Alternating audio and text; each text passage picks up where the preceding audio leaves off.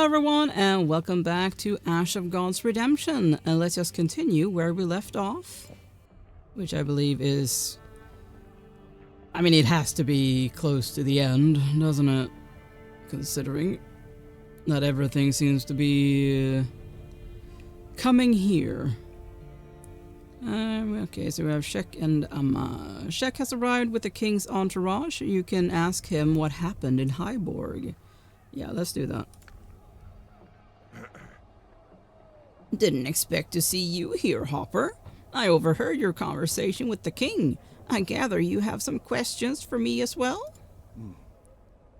Hello, Shek. I will likely not be the only one asking questions. Everyone in Opacum is wondering what has happened to Hyborg. Hyborg has fallen.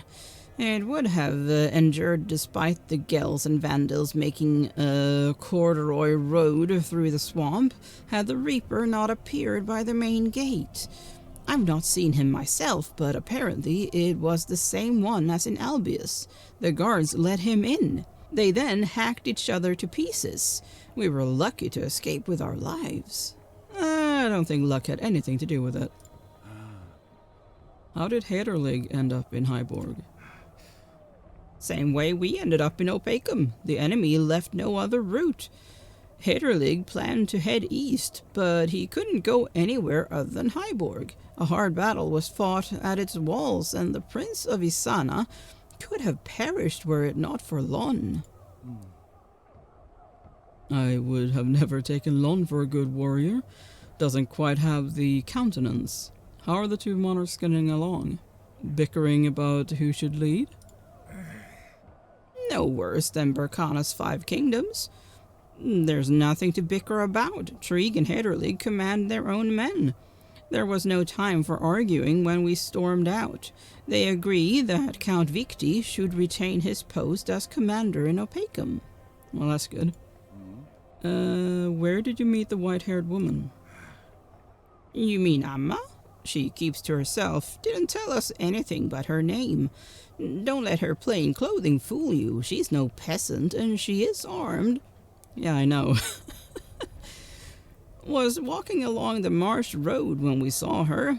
Offered her a horse and asked if she'd ride with us. She accepted, so I gather she's a bit mad, but not quite stupid. You've got that right. She's very, very far from stupid. Seems it's only me who's becoming more of a fool with age. Why did you not retreat to Ursus or Jera? Did you hear what I said about the corduroy road? Thousands of Gels and Vandals used it to cross to the old Jabonan road and block it off completely. We didn't plan to burrow in Opacum. There was no other choice. It's as if we were driven here, and you were. Who haven't they yet called to Opacum? Why are the Northern Umbra doing this? I hope I'm not late with my insight. Did you send for reinforcements?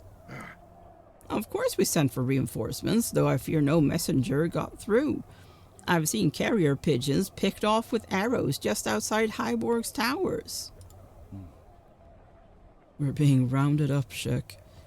If what you're saying is true, there are enemies coming through the marsh road and they'll close the trap soon enough. Frisians on one side, Gels and Vandals on the other. The Reapers do not personally fight in wars.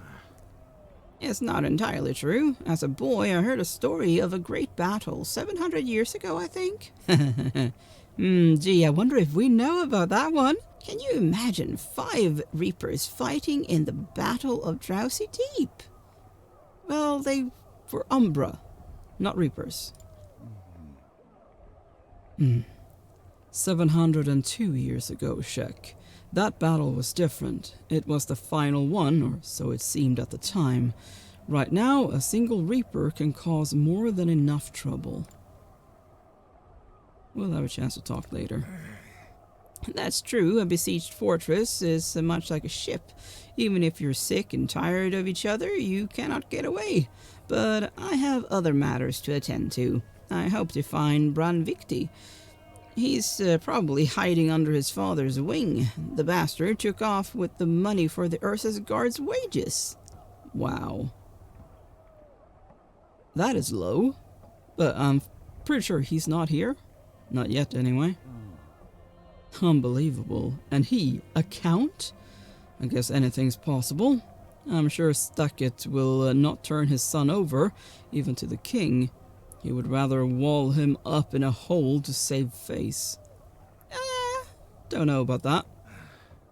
You're right. I won't ask about him. If he shows himself, he'll regret it. Otherwise, he can live wherever he's walled up. I hope he chokes on the money he's stolen. Yep. Same. Alright, Amma. Amma's presence makes you feel as if you're back in the field at Drowsy Deep, 700 years ago.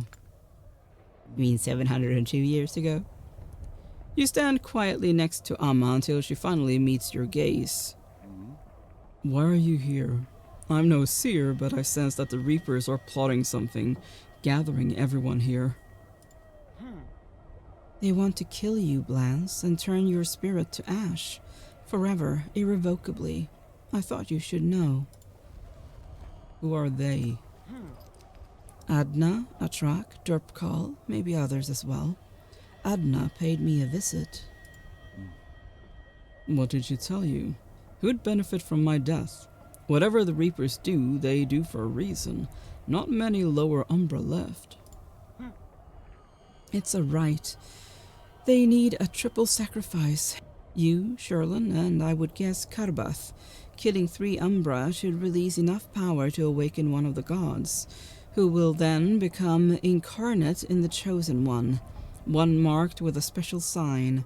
Someone strong enough to endure such a burden. Oh boy. Gleda. Wake up, Amma. You're one of us. If what you say is true, then you're in danger. I'm here and Karbath is close by, but Sherlin is dead. Even so, Opacum has been cleansed. The Reapers are powerless here. It's you who needs to wake up, Blance. They killed Sherlin, but didn't let him go. Atrak swallowed him, and he will spit him out here. The curse that binds you to that body makes you an easy target. Karbath will be the third. Why not me? I served them once again. They have other plans for me. Koronson is also their servant. There might be others too.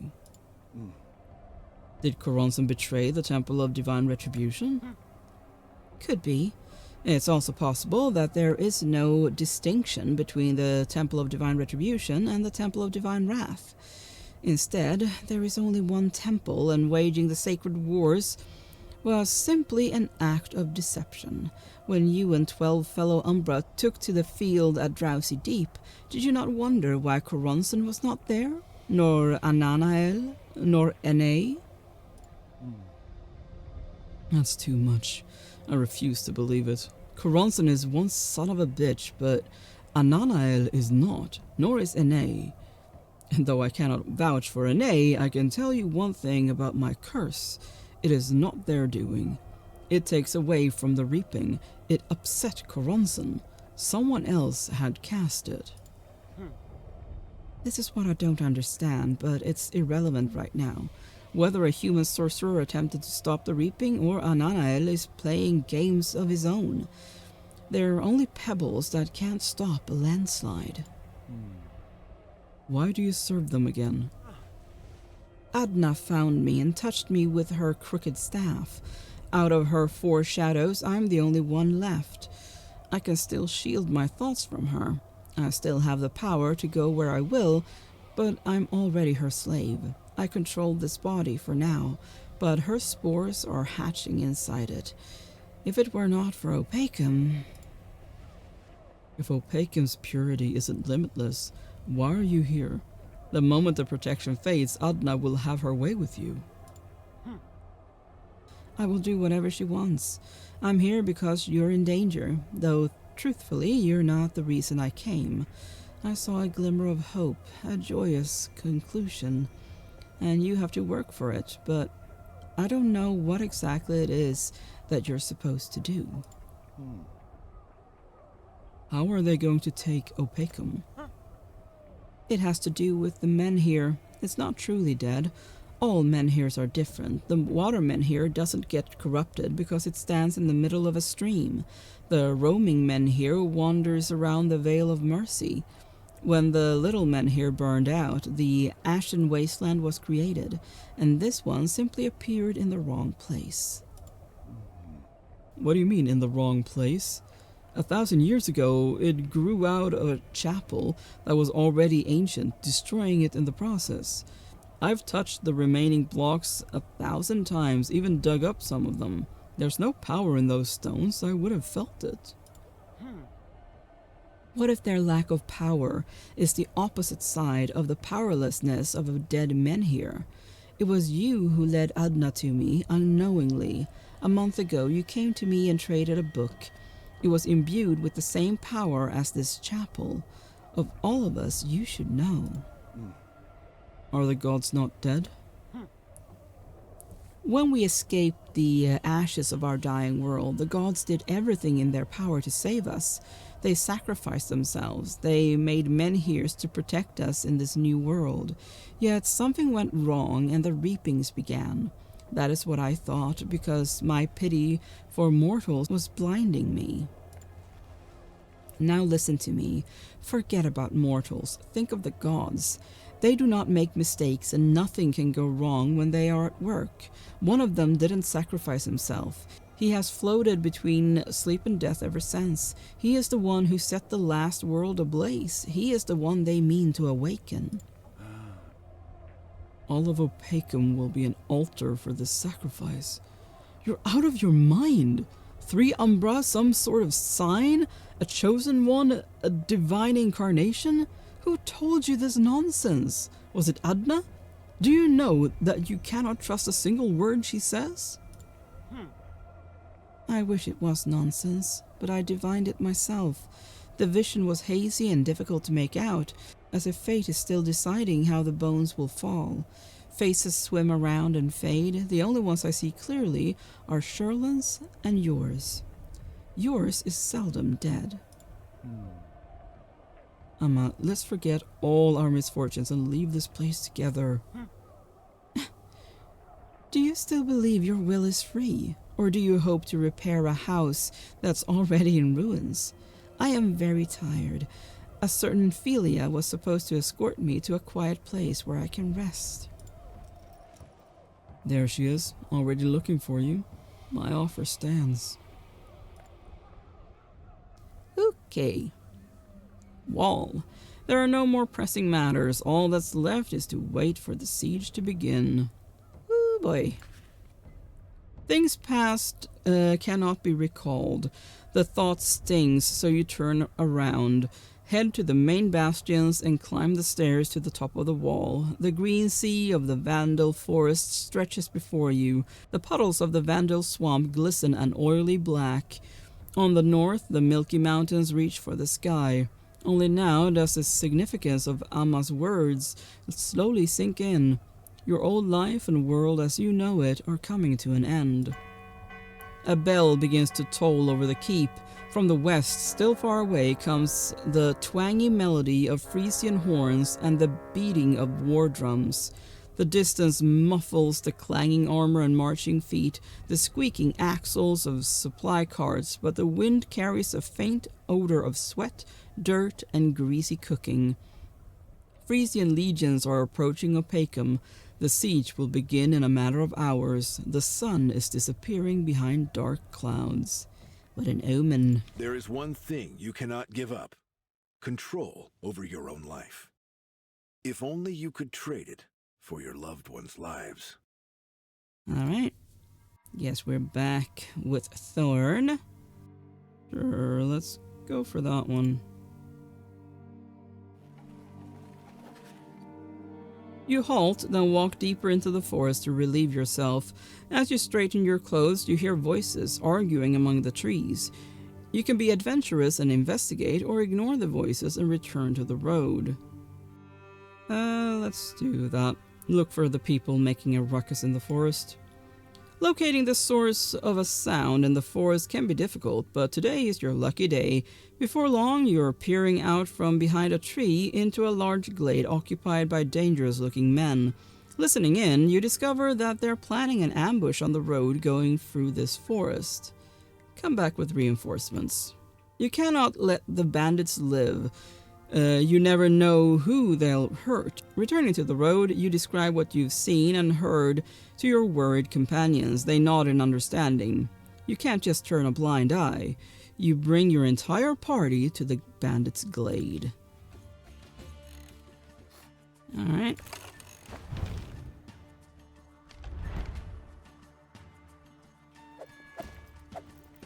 Let's start with you, I think. Or maybe let's do you. Let's have you try to lure people to you.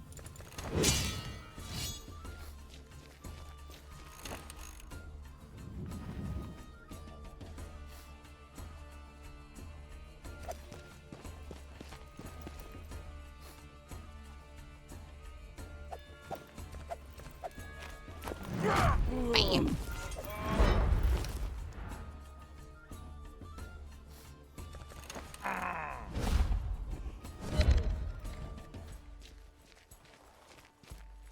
Going the wrong way, sir. You were supposed to be in the back row. I guess I didn't do that correctly.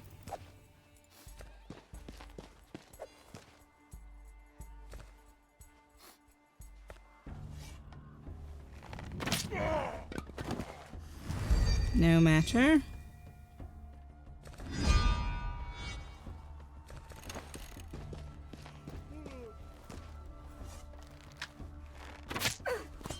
How shocking.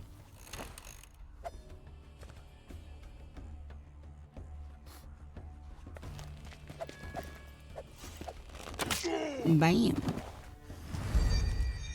Well done, flipped.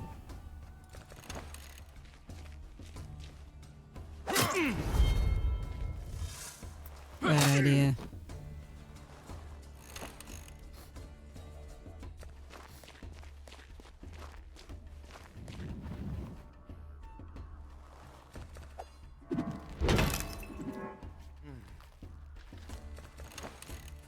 Okay, well that's good.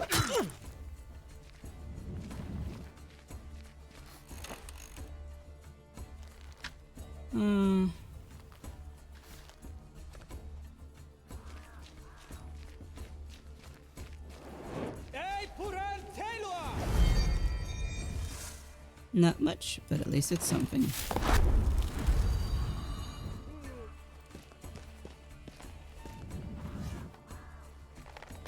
Very repetitive.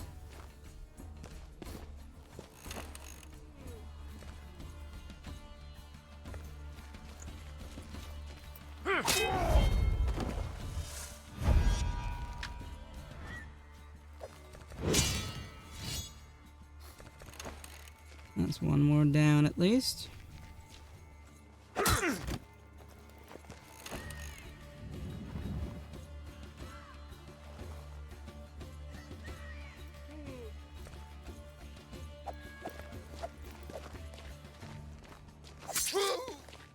Very nice.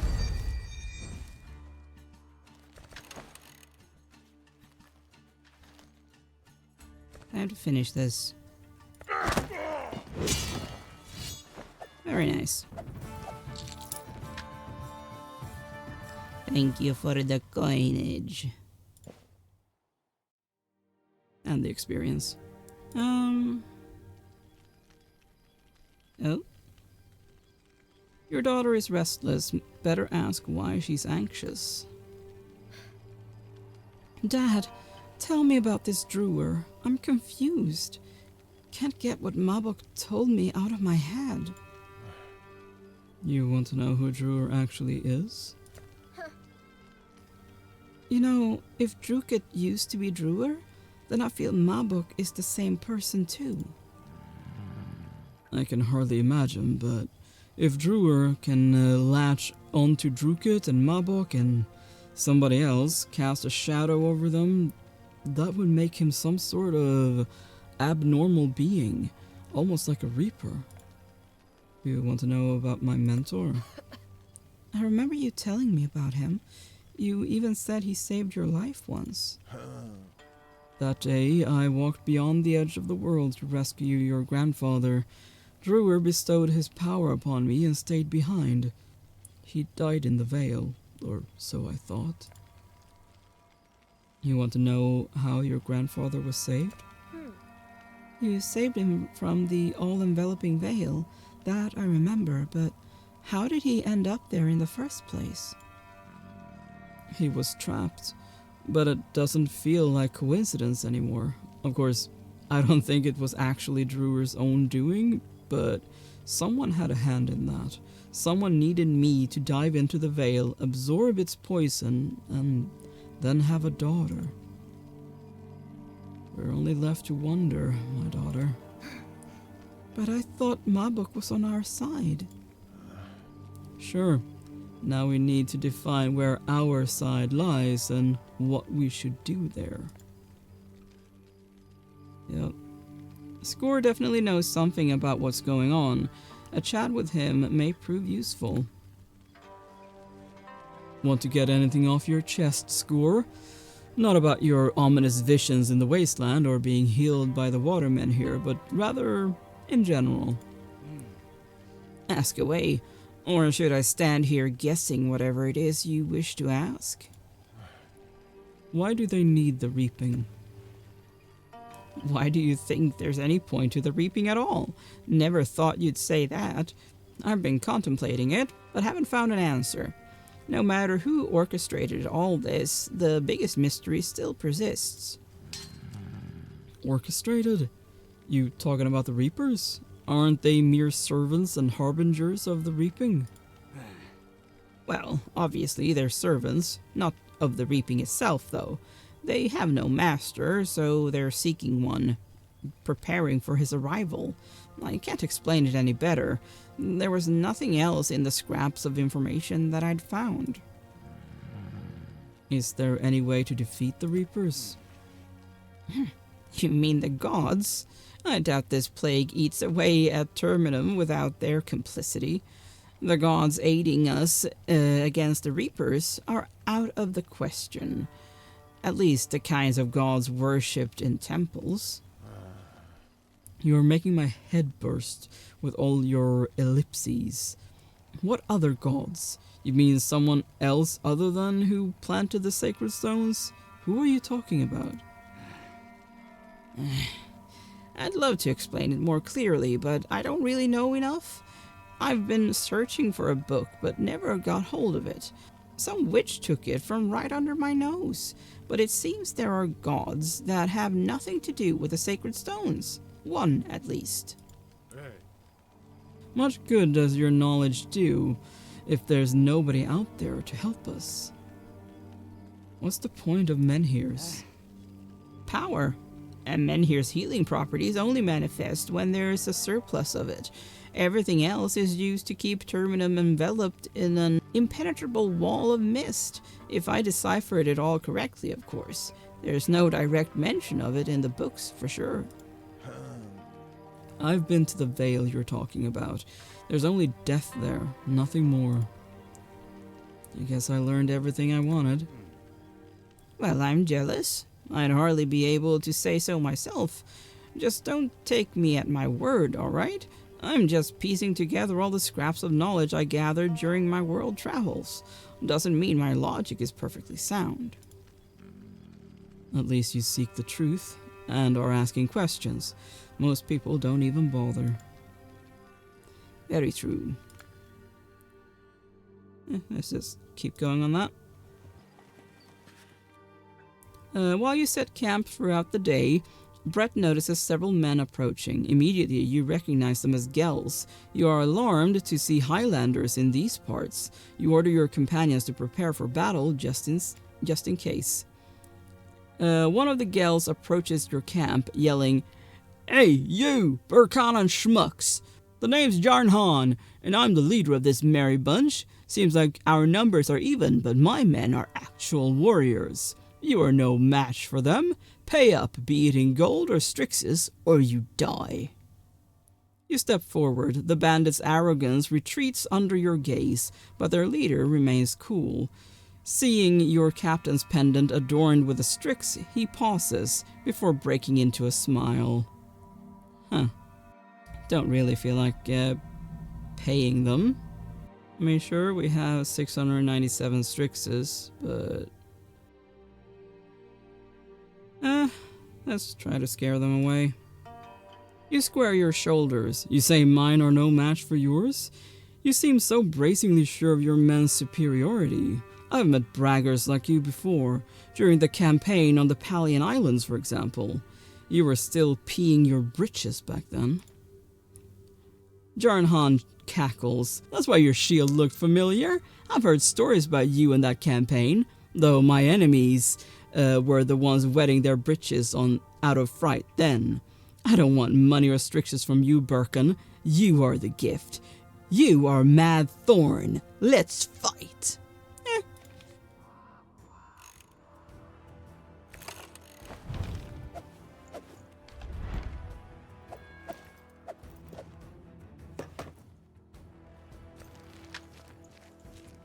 I didn't even notice those. Doesn't really matter. Hopefully he can pull some people there.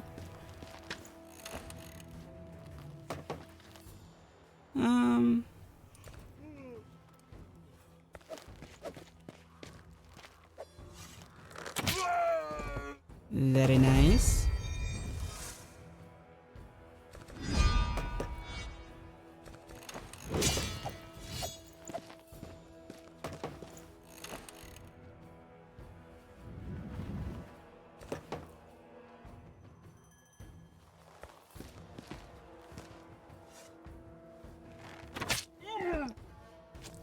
Almost.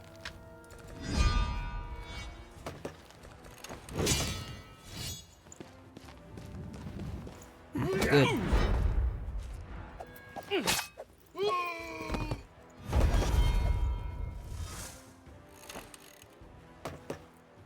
All right.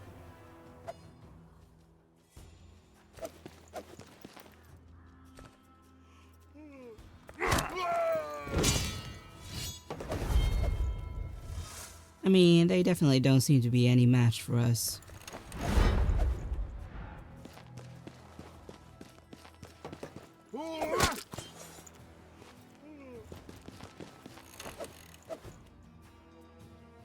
Let's do you.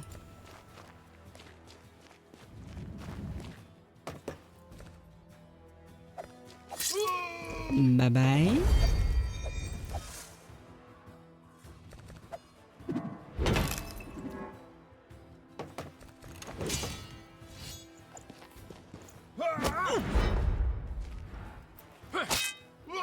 Silly, silly boy.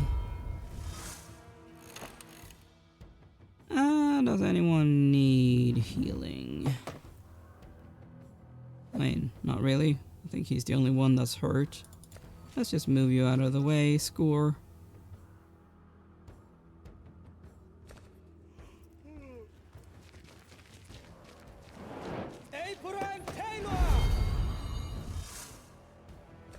It's something.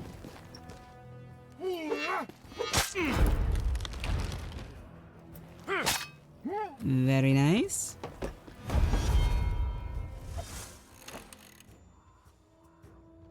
Let's have you finish the fight, Brett.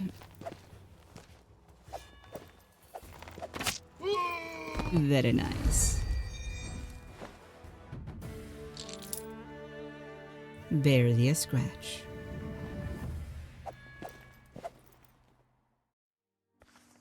Okay, I am going to end this video here. Thank you so much for watching. Please consider leaving a like and subscribe, and I will see you next time. Bye!